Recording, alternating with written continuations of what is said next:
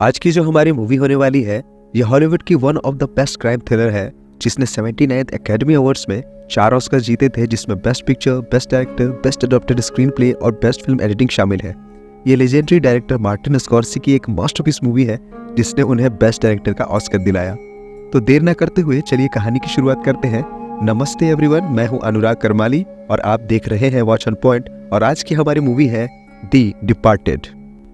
तो कहानी की शुरुआत में हमें एक वॉइस ओवर के साथ फ्रैंक कॉस्टेलो से इंट्रोड्यूस करवाया जाता है, जो कि बॉस्टन शहर का एक माना हुआ माफिया है और पूरे शहर पर राज करना चाहता है।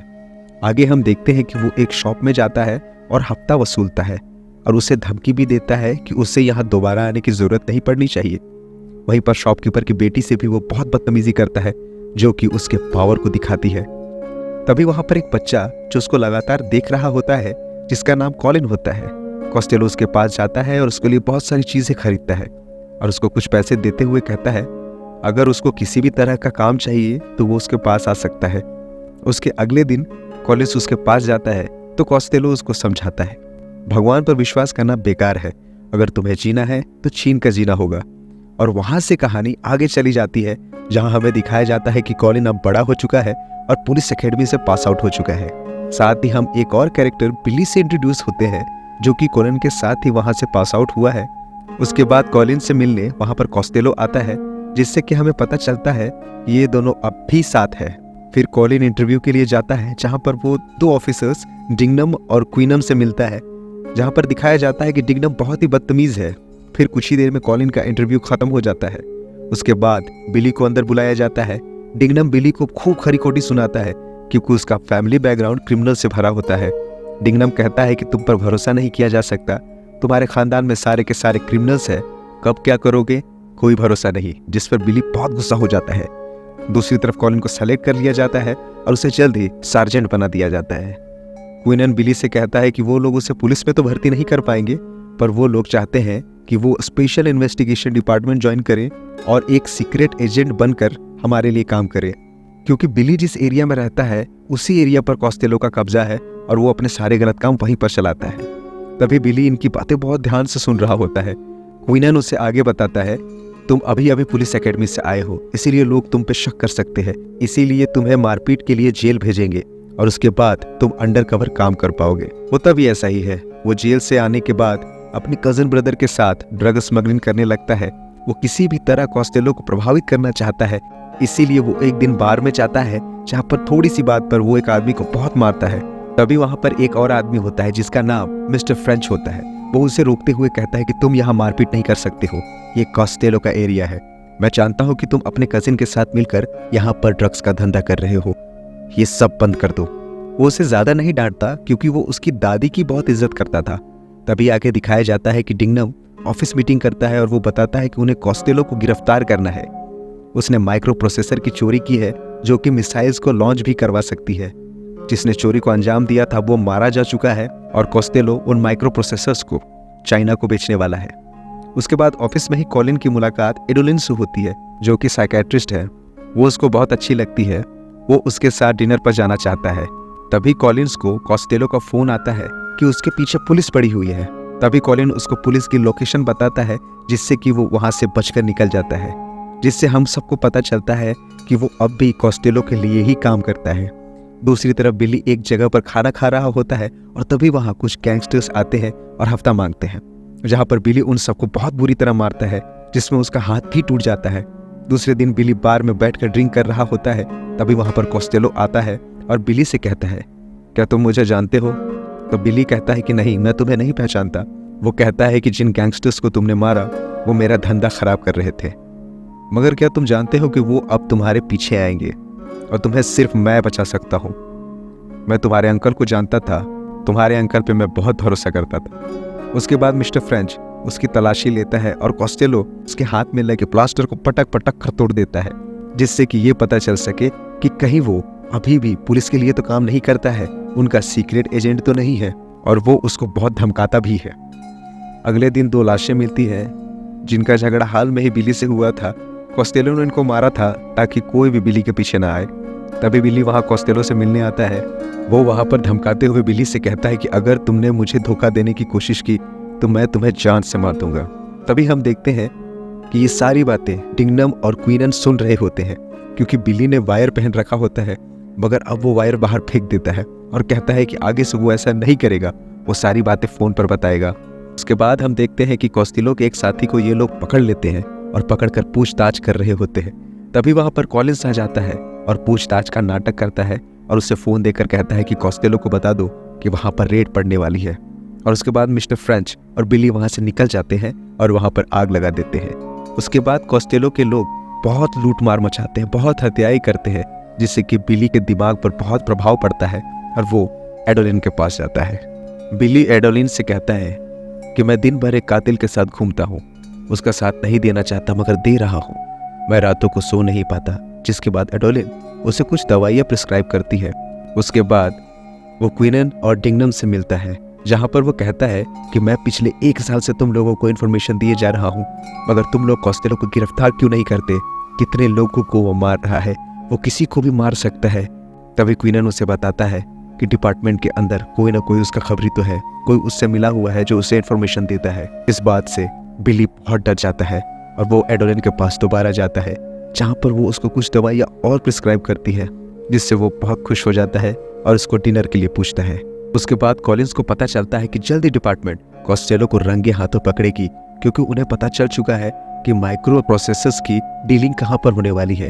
ये खबर बड़ी चालाकी से कॉलिंस कॉस्टेलो को देता है, जिससे कि ये लोग उनको पकड़ नहीं पाते हैं। और इस दौरान कॉलिंस को भी पता चलता है कि वहाँ पर कोई ना कोई खबरी है जो कि इंफॉर्मेशन डिपार्टमेंट को दे रहा है, और ये बात वो कॉस्टेलो को बता देता है। अगले दिन कॉस्टेलो बिली को धमकी देता है और कहता है कि अगर खबरी तुम हो तो मैं तुम्हें बहुत बदतर मौत दूंगा। तभी बिली उसको उल्टा जवाब देते हुए कहता है कि अगर तुमने मुझे एक बार और खबरी कहा तो मैं तुम्हें जान से मार डालूंगा। तभी दूसरी तरफ ये भी दिखाया जाता है कि कॉलिन भी कॉस्टेलो और पुलिस वालों के बीच फंसकर परेशान रहने लगा है। तभी अगले सीन में बिली को दिखाया जाता है कि वो एक रेस्टोरेंट में बैठा होता है। तभी वहां पर कॉस्टेलो आता है, उसके हाथों में ढेर सारा खून लगा हुआ होता है, मानो अभी अभी उसने किसी का बड़ी बेरहमी से कत्ल किया हो। वो बिली से कहता है कि वो अभी कुछ दिन नए लोगों के साथ काम करेगा, इसीलिए वो अभी घर चला जाए।